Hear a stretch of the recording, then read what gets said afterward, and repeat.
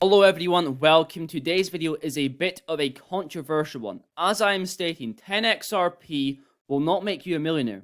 Quite controversial in today's times. I think the bear market is sending everyone a little bit crazy. We now live in a time where the original 589ers are now considered bearish in today's market. Went from 589 to 1k per XRP, then 10k per XRP, being perpetuated by an old tweet of David Schwartz stating it can't be dirt cheap. Being taken out of context so many times, and even David stating himself he wished he never even said that. Now on to the buyback.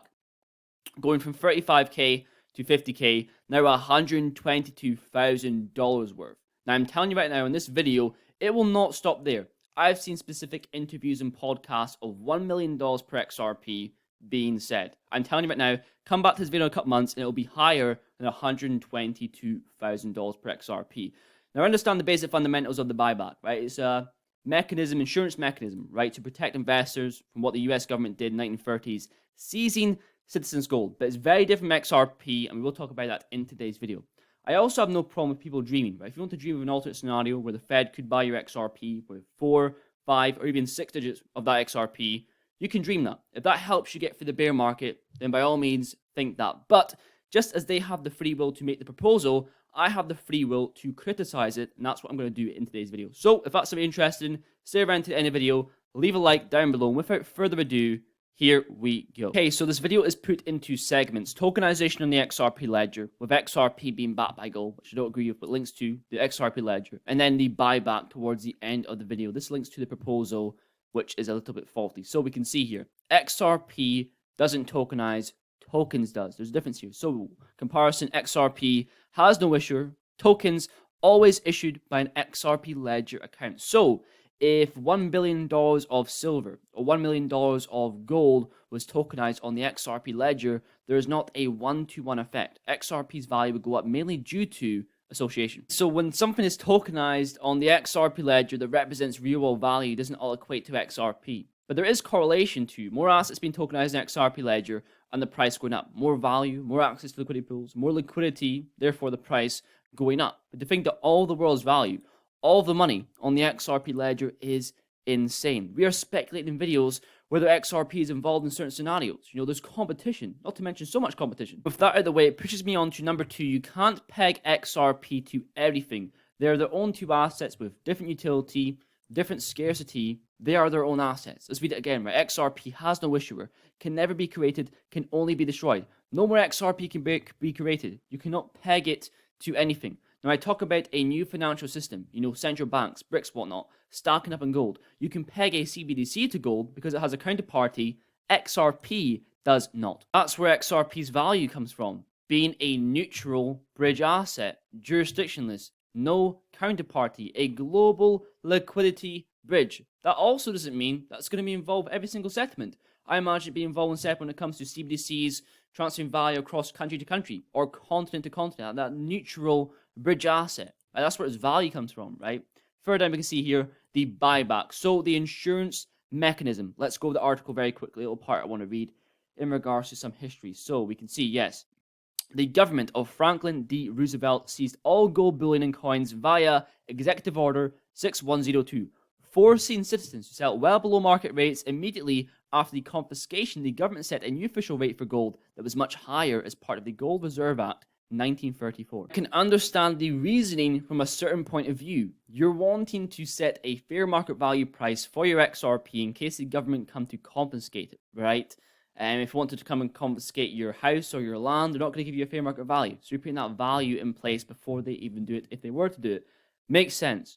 Firstly, the reason why they actually did this was to take the gold to back USD liquidity when they were on the gold standard. There is no XRP standard. It makes no sense from that point of view. Also, there's a world outside the US, right? When it comes to forcing the buyback, it can't be forced onto other non-US citizens, or when it comes to non-US exchanges still listing XRP. I've seen people argue that the whole reason the buyback is occurring is because USD is failing. The dollar is failing. So why is it being priced in dollars at $122,580 worth? Makes zero sense. Also, onto fair market value. Let's remind ourselves, what is it? So is the price a product would sell for on the open market, assuming that both buyer and seller are reasonably knowledgeable about the asset, are behaving in their own best interests, and are free of undue pressure and are given a reasonable time period for completing the transaction. Now, this makes no sense in returns to the actual proposal itself because it's suggesting future speculative events and that all of the value in the XRP ledger somehow equates to XRP. Then all of that value somehow equates to all the money in the world. Let's just do a full 360, and let's just say once the proposal gets put into place, the Fed wants to confiscate your XRP for 35k, 50k, 120k per XRP, even when it's on the open market, and they're going to all of a sudden respect the law, respect the proposal that's put into place. The proposal will not save you. People underestimate the power of the Fed, the power of the global elites. There's so many routes they can go down. They could ban cryptocurrency. They could suppress the price so much that you have to sell your XRP eventually with the long game. That is my view on the buyback. I'm a very logical thinker. A very important reason why I made this channel was to think logically. This market is so emotional. People are married to when the price goes up, they feel happy. When the price goes down, they feel sad. I don't feel nothing either way. People are married to their bags, their price predictions, and that's why a lot of people lose. I think a lot of people are married to these very high, insane price predictions that will probably never be hit, and it has a bad effect. Right? It has a bad effect on the investor, especially with XRP. People thinking they can get rich with these low amounts instead of actually working, trying to get bigger bags of XRP. Right? They're complacent with having 100 XRP or whatever it may be. Right? Instead of actually trying to get a bigger bag.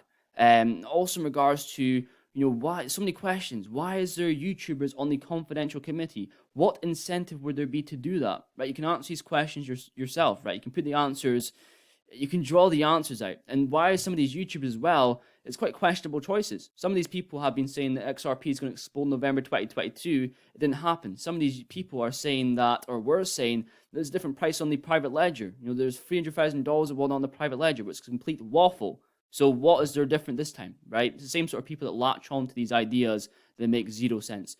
Now moving on to a last little bit of FUD that I've seen in regards to Binance. So confirmation that Binance has been cut off from SWIFT for USD transfers in multiple countries. The biggest misinformation about this is that it's a banking partner doing this, Signature Bank.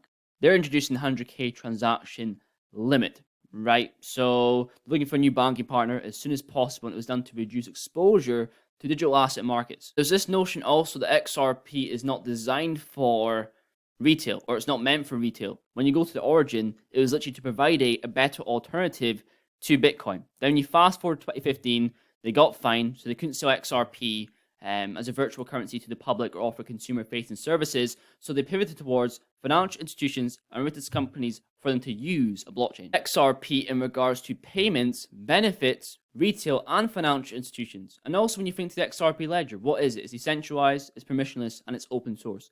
Anyone can build on top of the tech.